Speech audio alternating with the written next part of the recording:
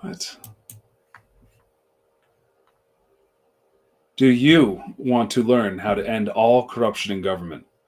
If so, I have a program for you backed by legitimate constitutional authority of governments worldwide claiming that we have the right to direct democracy. That's the ability where the people could vote on the actual laws that we want to change ourselves instead of waiting for politicians at all. And this has been ignored in the United States and countries worldwide, even though it's embedded in their constitutions. The people are asleep. So, what I'm here to do is to wake up the masses and help decentralize governance once and for all. Good morning.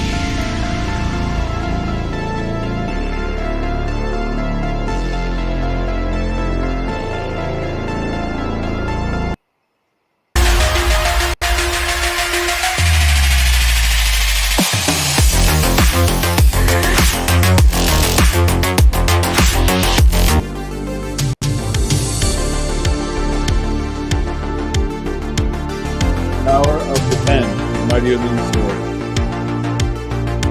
We're here to empower people to direct change. So the power of the pen is really mightier than the sword. The fact is that we have standing armies to defend countries with weapons, but this was designed to be the last resort when our civil and peaceful methods of negotiation were leaving people at their last wits, where violence was the only answer. I would like to live in a world where we don't have to fight wars and use violence to achieve what we want. What do you think about that? I am generally against all wars. There is a crisis when you have terrorism, and evil must be defeated with force. That is true. So we cannot be weak and call for peace with terrorists. War is necessary, but in a peaceful world where there wasn't so much desire of these terrorist groups to have, the basic essentials for living, for example, then we can get by. But that doesn't rely on them having to take it for others. That's the problem. There's a crisis of morality at stake, and war has become the outlook of many. From the Ukraine war and the crisis in Israel and Palestine, there's so much around the world of people using violence and force as a means of negotiation, and it doesn't need to be like that. In fact, there's sound philosophies based on voluntarism and through peaceful negotiations that we can solve all problems through our negotiations and willingness to work together. So what I'm working on is a decentralized government solution that empowers the people to vote on the laws that we want to govern our world in order to have a more peaceful world, a more prosperous world, a world that's for everyone, every creature, all water, and all that is sacred. I know I don't know all the answers to everything in the world. I certainly have studied political sciences more than most people, and I have some solutions that others aren't even talking about. So I implore you to pay attention to this video and recognize truth that I share that you don't find anywhere else. In learning something new, I would like to see your comments and to subscribe to this video and share it with others ultimately so that the message can be spread. The thing is that we have the ability to change all laws and create our own governments, but we're not using them. So when we complain about how the government is corrupt and how they're stealing from us and how they're manipulating us and how the media is lying, who are we to blame but ourselves for not networking and organizing with our community to use our inherent power to supersede the elected governors and leaders of our countries with our ballot initiative process? It's already available in most countries that are modern. There's 3 countries in Africa that have direct democracy processes of referendum. There's several Asian countries that are playing around with it. Japan has a referendum right. Mostly European countries have it. There's some South American countries. Costa Rica has full initiative rights. We know about this in Switzerland and in Sweden. They've been using this for a long time. The United States has it embedded in our constitutions that we have the right to ballot initiative, referendum to block bad laws, recall to remove politicians, and also a very crucial right that is not regarded as important by the majority of political scholars because they just don't know. But it's called the right to citizen grand jury, and that's available in 6 states in the United States. And like a ballot measure, signatures are collected and the voters decide to have a jury where they get to hire any litigators they want, paid for by the tax dollars, to litigate against corruption in the state government, corruption in the courts, corruption of corporations' power, for example.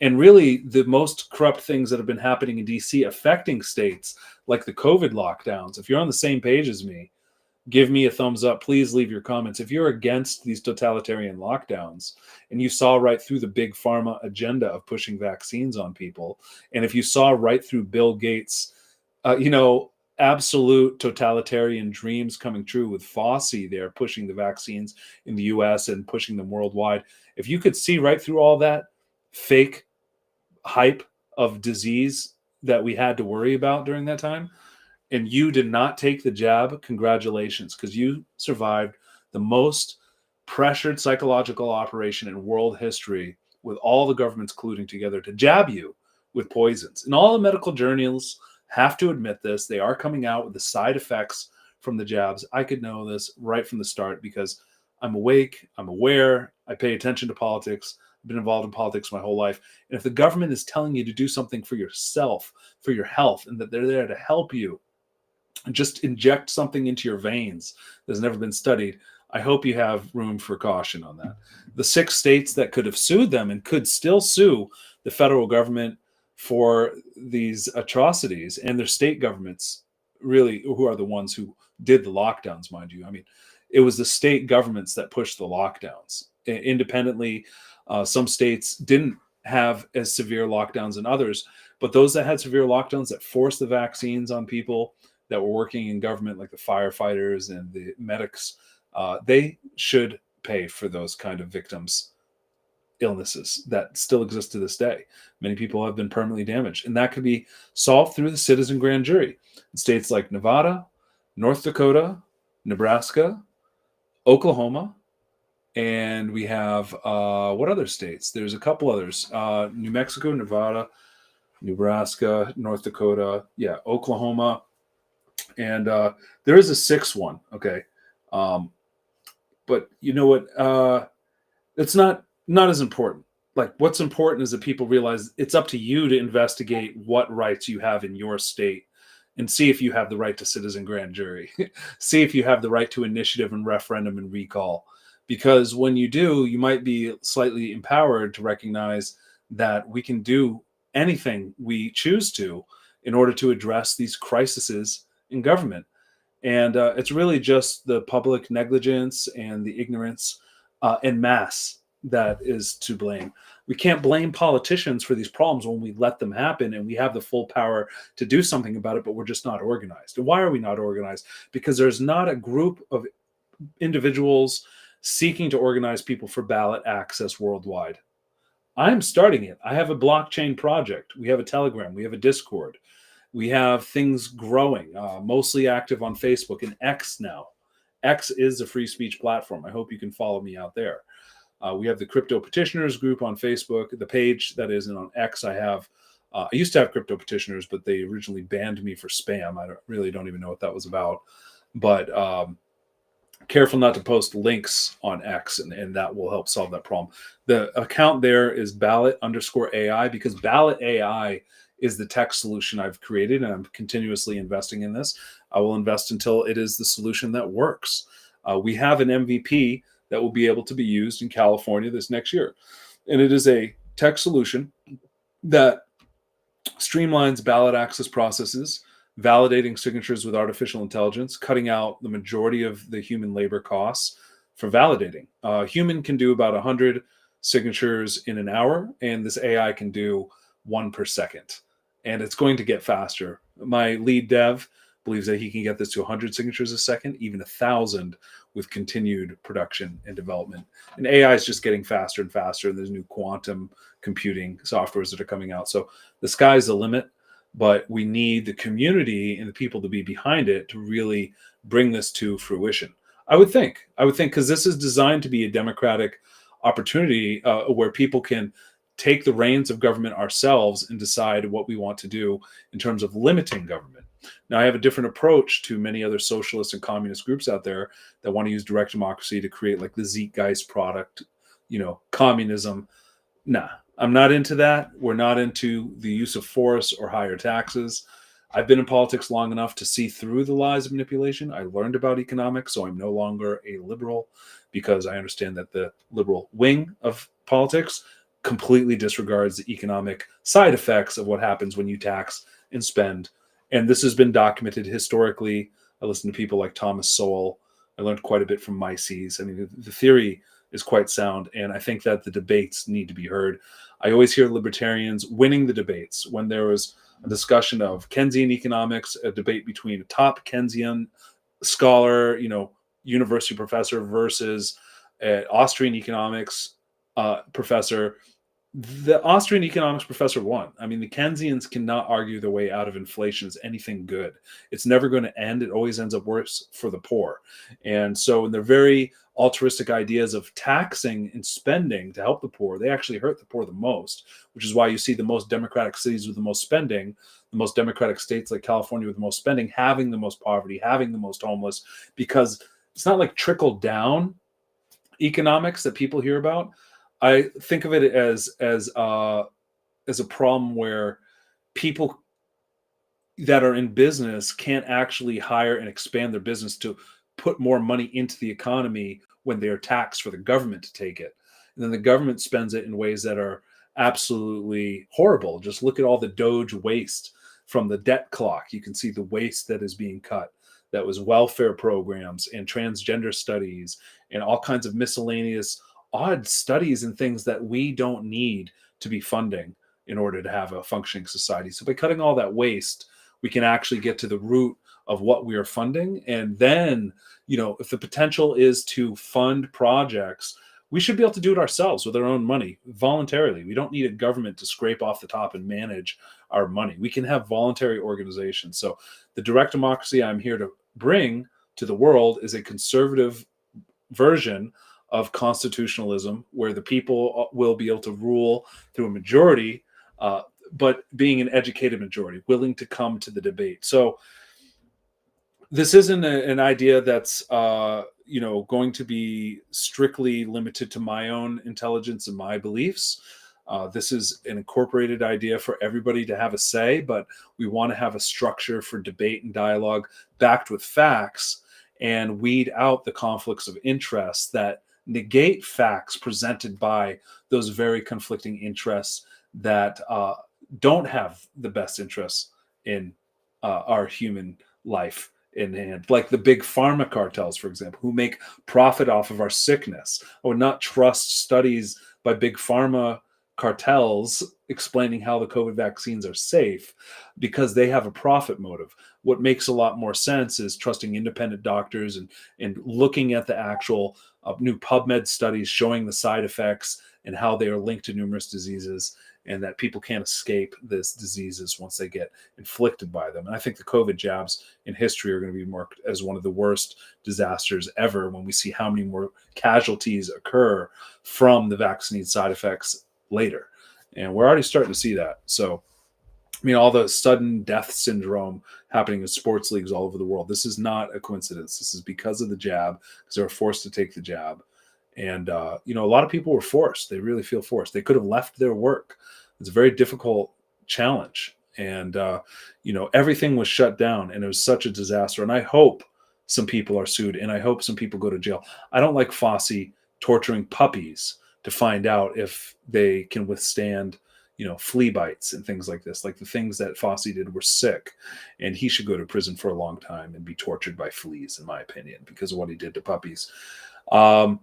The reason why I'm making this video is to make a little update of where we are. We have our decentralized exchange launched. There's still some things being worked out there. We have a launch pad for new tokens. And the purpose is to use cryptocurrency as leverage to support policies that the people would want to get behind.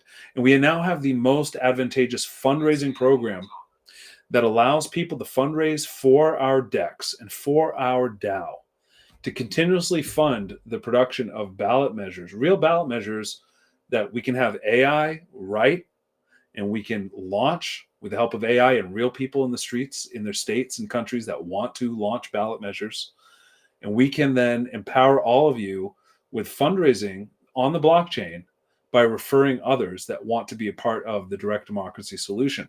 And by doing your own fundraising and by following through, joining our program, learning the fundraising pitches, I put you in a position to earn money from fundraising for the actual solutions that you want to see in your state and nation, and for policies worldwide that we all have in common. And that's really a key factor here, is that we need active fundraisers to raise capital, because money has to be spent. This isn't a thing where, we can just hope for a better future. And it's not like it's not going to cost anything. The case is that freedom is not free, because even to protect the ballot, even to have questions of the ballot, you ultimately need paid workers to get it there. The reason is because people are too busy. The career that I've had for over 20 years is a result of the very simple fact that there are not enough volunteers. And if there were, we wouldn't need money. But people have to have jobs, they have to have families, and they have to stay with them. And they're not in the mindset of volunteering enough time yet. It would be nice. We could consider that, and we can find a balance with volunteers and paid workers. But the case is the paid workers get the job done. So our new fundraiser is designed to empower you and anyone else fundraising to collect capital from individuals interested in ballot measures that we can then participate in working with them to file in their areas, to empower them with all the knowledge needed to do so. And what we're looking for is a growing league of fundraisers active in participating in this idea until we have really ended all corruption in government.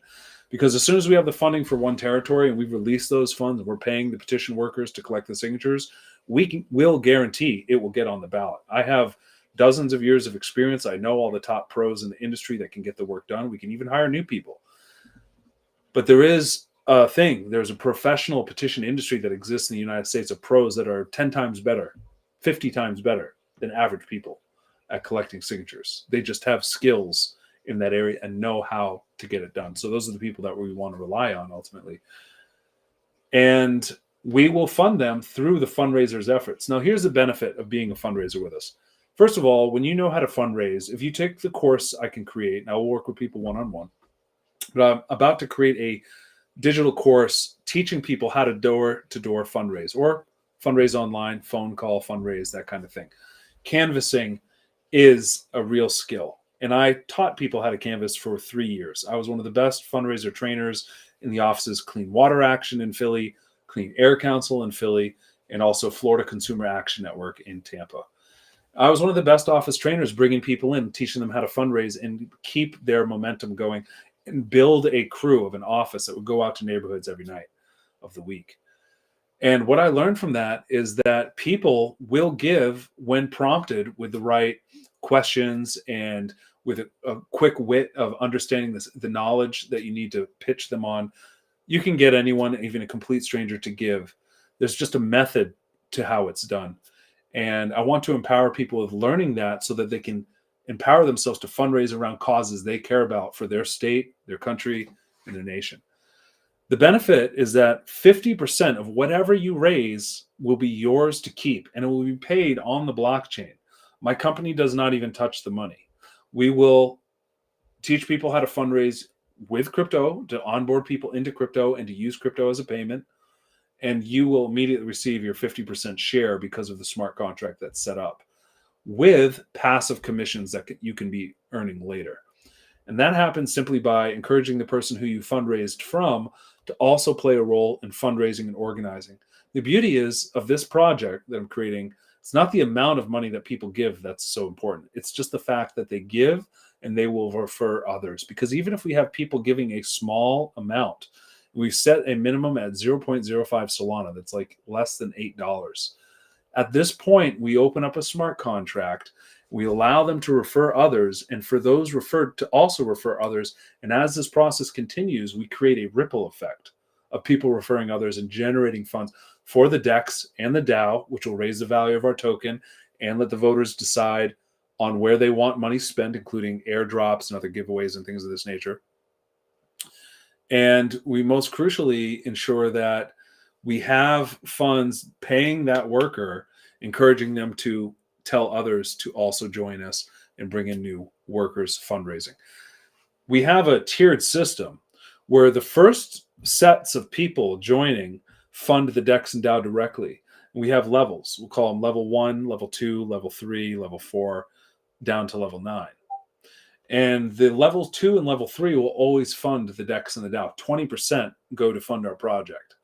The rest of those levels will fund the other affiliates promoting the referral. So when we get down to the 4th level, we get to the 5th level, 6th and 7th, 8th and 9th. We have 6 levels of referrals where we're passing 5% up a level. That little bit of 5% when you get down to the 8th and 9th level is exponentially massive. And I did the math the other day on a 5x5 referral team. And my goal is just to find 5 solid people that will join, because that's really all it takes. I love the number 5. It's like my magic number. I don't know if you have a magic number. Maybe your magic number is 8. Maybe it's 3. Doesn't matter. But the case is, if you put the effort out there and you follow the math and you do the numbers on a calculator, you'll see the exponential growth of your organization will be so lucrative for you. It's a win-win for everybody. And that's what I wanted to do. I wanted to inspire people to learn how they could earn passive income with smart contracts, payments sent automatically to your wallet in real time from referring people who refer others. These were very popular in the very beginning of smart contracts, but they never had a theme. They never had unity of any kind of purpose. Everything was materialistic, just about making money. This is about funding direct democracy. This is about funding real-world solutions. It's a real fundraiser. 20% goes to the Dex and the Dow. And in fact, if you're one of the early people, even more does, because when we don't have affiliates above my position as the founder, it goes all to the Dex and Dow. The Dex is for locked liquidity. That's going to increase the value of all the tokens we lock. And the Dow is for the community to vote. So that's your money that you get to then vote on getting back. We can give this to rewards. We have an amazing incentive reward system for enticing people to be a part of our decentralized finance researcher group. And I will teach people how to research DeFi, find the best alternative cryptocurrency banking opportunities, and to maximize their potential. And I'm here to give out rewards for people that play a role in learning the material, sourcing new information, doing research, and then providing that to the group. So we'll have a lot of DAO giveaways. We'll be doing airdrops to give away rewards on x.com and other social platforms for social media promotions. Also, media promotions in general, people that create content can reward these DAO earnings. And that will be up to a vote on the blockchain by our members. So it's really about democratic control. This is a democratic idea. It's about education, but we have a conservative value and a conservative base. I used to be liberal. I used to be Democrat. I care about the environment. I voted for Trump because of Kennedy. I want to get all the toxins out of the food, all the GMOs gone. I want to make sure we have a cleaner environment for future generations and get rid of the big pharma cartels taking over our country. That's why I voted for Trump, and I'm 100% behind what he's doing. When I learned about communism, when I actually learned about the history books of how they operate, we see this playing out with Bernie Sanders, who I at one point even thought I agreed with. So he was calling out corruption in the Democratic Party, and then he kowtowed to it when he was also elected. And Trump's not perfect. He's made mistakes. His first term, probably plenty of mistakes. But I see right now we have Kennedy in there. We have Elon, who's just doing what he does as a business owner, cutting all of the cutting waste out of government. And we need that. As someone who studied politics my whole life, I have an authority from someone who was liberal and democratic to now becoming conservatives, and I believe that I can help others make that transition.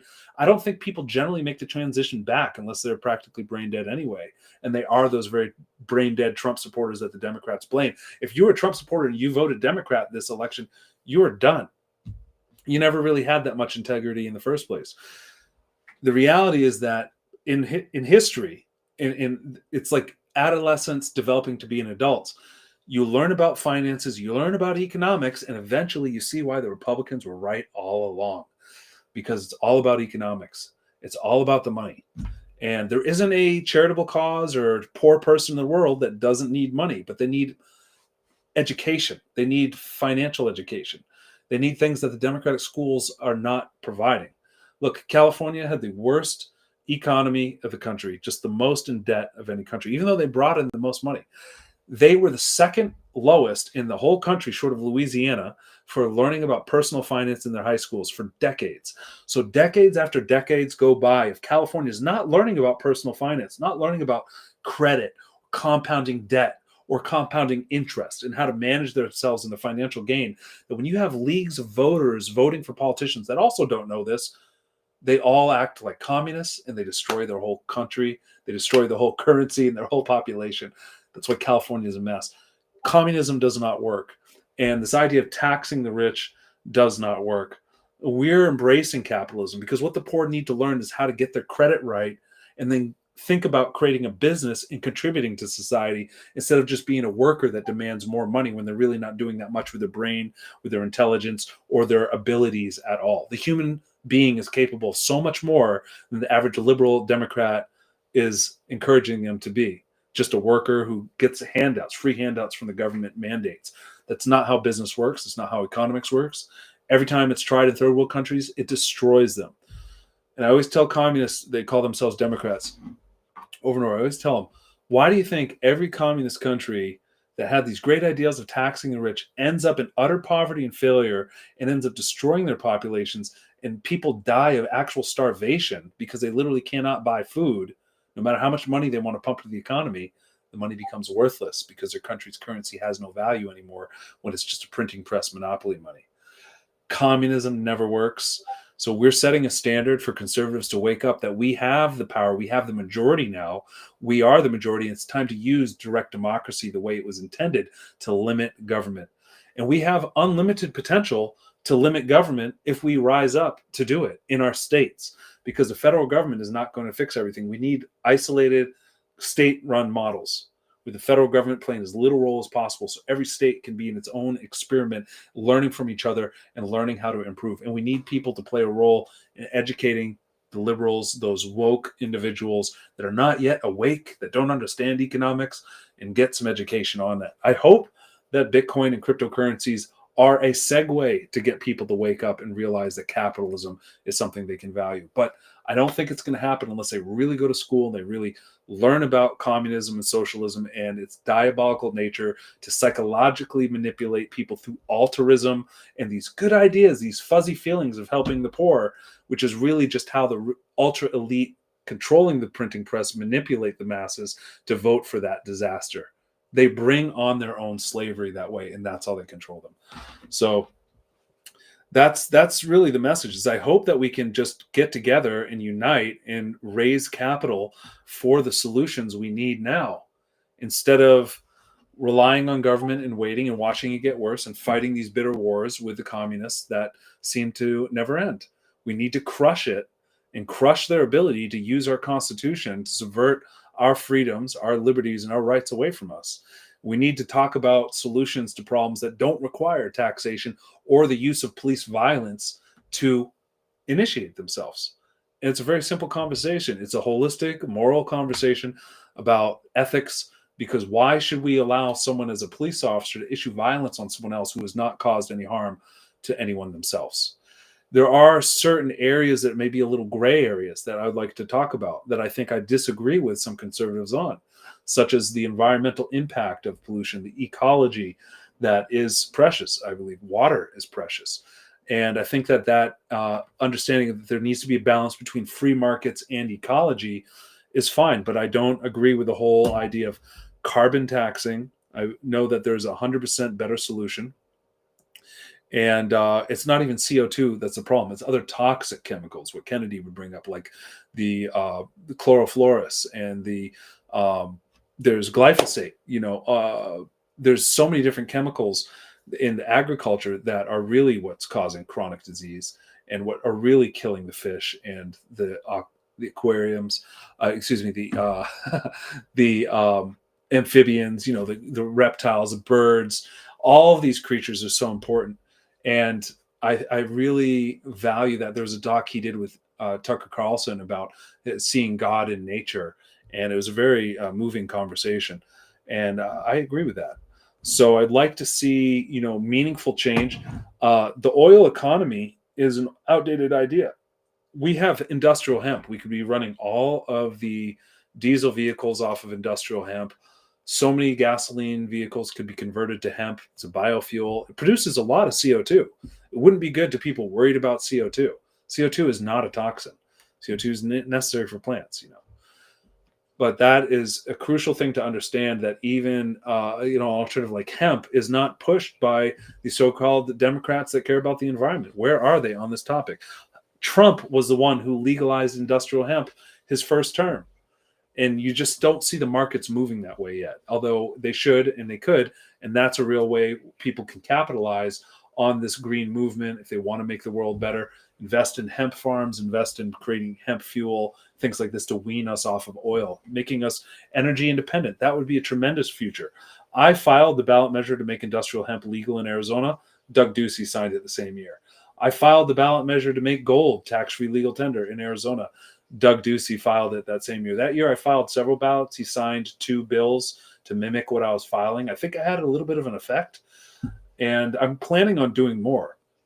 I wrote a bill to make cryptocurrency tax-free legal tender, but the most crucial bills that we're looking at is blockchain voting, having a blockchain ledger for the ballots, and a Bitcoin reserve, absolutely, to have a cryptocurrency reserve, Bitcoin primarily. I also think I see Ethereum and Solana having impact, smart contracts. There should be like a pool as a rainy day fund of top cryptocurrencies for states. And, I'd love to hear what your ideas are for policy changes, as long as it doesn't require violence, as long as it empowers people. If it can lift the economy up, if we can do things like protect Oak Flat, that's a water reserve. I wrote a ballot measure to save Oak Flat. And ironically, the Democrats and liberals at the time that I was seeking to appeal to did not want to play a role in it. That's part of the reason why I kind of gave up on them, because I was Democrat and liberal, and I even joined the Green Party temporarily for a while because I wanted to see the water reserve protected in my Arizona state desert home. Because if the water is not protected, I don't know if I can live here for 20, 40 years. They're already saying they're having shortages. There's water reserves being polluted with carcinogens right now. I drafted the bill to save Oak Flat. I didn't see them move on it. And sadly, all the Native American groups on X, the ones I could reach out to, and on Facebook, there's a record of me reaching out to them. I published the PDFs of the ballot measure to save Oak Flat, and it fell on deaf ears, as if they didn't want to pay attention to me. And I was exemplifying all the greatest traits of a liberal at those times. And now I'm just so hardcore MAGA, I'm fed up with it, because I realize they don't want to take action. Now, I also had this problem with some conservatives. They really are statist and want to believe that they can wait for politicians, and they don't take action in general. And they don't know the Constitution well enough to use ballots, and that's a shame. In fact, they're attacking it. And Doug Ducey, no, what's his name? The Florida governor, DeSantis, is attacking free speech and attacking the First Amendment rights in Florida, and it's a travesty. He's trying to shut down the petition process because of what they did with the abortion initiative and the animal rights issues, so that pigs could turn around in their crates. I mean, he's attacking the whole process. He's not addressing that his constituents, his population, may actually want these things. I don't agree with it. I later on in life have realized that I am more conservative, and I don't believe in just arbitrarily ending human life on a whim. I think that there should be regulation to an extent that prevents people from being in that situation in the first place. And I like the idea of what Kanye West was saying, is have a adoption shelter right next to all abortion shelters, so that the women could have a choice, and they would have to be across the street: adoption shelter, life, or abortion and death. I love that idea. You don't have to agree with him on everything. I don't agree with anybody on everything. I liked Ron Paul when he was running. I was the biggest Ron Paul advocate. But you know what? When I met him in person at the Nexus Fed, and I shook his hand, and I have a picture of me, is on Facebook, of shaking his hand. I asked him, hey, you talk about all these problems government has, but what about referendum? Why don't you empower your supporters with understanding what the referendum process is? And he just turned his face like he had something better to do. He walked away. And I was just so shocked. Like, I thought this was going to be a game changer. I would see his eyes open and acknowledge me, acknowledge my ideas. And you'd say, that's a very tremendous idea. We should empower the voters. But Ron Paul, like all the politicians, Bernie Sanders, any of them, they don't empower you. They're there to say, vote for me. I'm going to fix everything. And the reality is that you and me and the people that are voters, we have more power than them if we use it. We just don't, because we've grown to be complacent due to the mainstream media and the lack of attention to these constitutional processes that exist. People are asleep, even though we have the right to change any law we want. I do the math in Arizona, and to save Oak Flat, the second largest aquifer in the country that helps water aquifers all the way up to Washington state, through Nevada, California, the whole western half of this country from Arizona up has this massive aquifer, and its portal is right here in Arizona in a place called Oak Flat, and it's all being destroyed by a copper mine right now. And it was sold out by Obama, this so-called environmentalist that sold the second largest aquifer access portal to a copper mine from Australia to mine for their enrichment. It doesn't help Americans, doesn't help our water, it destroys our water. It's disgusting. Just like he dumped all that core exit in the Gulf. When I learned about how deadly and carcinogenic that was, I realized this guy is a fraud, and I regretted my decision for voting for him back then when I was younger and I didn't know better. Although I did know better. Actually, I was very much behind Ron Paul up at that point, but he didn't make the election, and I did not really like the other Republicans, so Obama seemed like an opportunity, but I was very much cautious, realizing it could have been a failure because he was receiving money from all the banks, and that's the nature of politics. I really wish it wasn't this tribal thing. It shouldn't be about what leader is going to save us. I am not associated with Trump. I did not donate to his campaign. I worked for him. I did work to get him on the ballot. I'm one of the people that was paid to help Elon Musk get signatures at these events. And even Elon Musk didn't pay me appropriately, if you want to know the truth. I don't want to idealize any of these politicians. They don't always do what they say they're going to do, and they don't do what they're supposed to. But what I do know is that a group of intelligent individuals that know what these politicians should do can take the responsibility to do it ourselves and have more impact, longer impact on the future of this country and the world if we did it ourselves than waiting for them in the first place. But if you're going to continuously buy this hierarchical system that you have to vote every couple of years and just wait, you're going to constantly be sold a bill of goods and lies, and they're not going to follow through. What is the best follow through is if we do things ourselves. If we put initiatives on the ballot that we want to vote on, if we want to save our aquifers, if we want to cut taxes, if we want to end all property taxes for all homeowners, hey, I'm all for it. I can write the policy to do this. I just limit myself. I don't go out and write 100 policies. I can do that. I've written many of them. I have an archive of dozens and dozens of them, but that doesn't get anything done. I need a community to make that happen. We need to have a critical mass in every state we want to see these policies initiate. And I know I cannot do it alone. So I'm making these videos in an attempt that someone will share them, someone will comment, someone will reach out and say, hey, you made a good point in that video. I'd like to follow you. I'd like to be a part of this movement, because the international direct democracy movement has been of a long time in the works. But too many of the people in this movement are communists, and they want a zeitgeist solution. They're not even realistic about how they think they're going to get it. It is communism. They would have to use force. They'd have to force companies to give up their resources and force people to give up their land that they'd already paid for. And, if they think that they can accomplish some kind of goal without the use of taxes and without violence, then I'd be interested in hearing it. I think it's a free market solution that would require them to get the capital, build their own automation machines for farming, whatever they want, to have a future society that is sustained. But it's not going to be done through violence and force. That's what I see. They don't even want to embrace direct democracy. I talked to the people at the Venus Project when they first came out, and they said, no, we're an anti-government solution. We don't want government. And that's just a shame, because you live in a government, you're part of it, but if you don't participate in it, you're going to be a victim of whatever consequences of those in charge have for you. And they might not have the best intentions, or maybe they have great intentions, but the road to hell is also paved with great intentions, isn't it? And they might just think, oh, we're going to bail out the poor and print out $1 million and just print out $1 billion and just give it to all these poor people that don't have jobs and illegal immigrants and let them live off of it because they're poor. Next thing you know, the price of everything doubles, triples, quadruples, and you can't afford it. None of the poor people are saved from that. So I think the solution is really cryptocurrency, Bitcoin as a new standard, and all of the cryptocurrencies with smart contracts like Solana.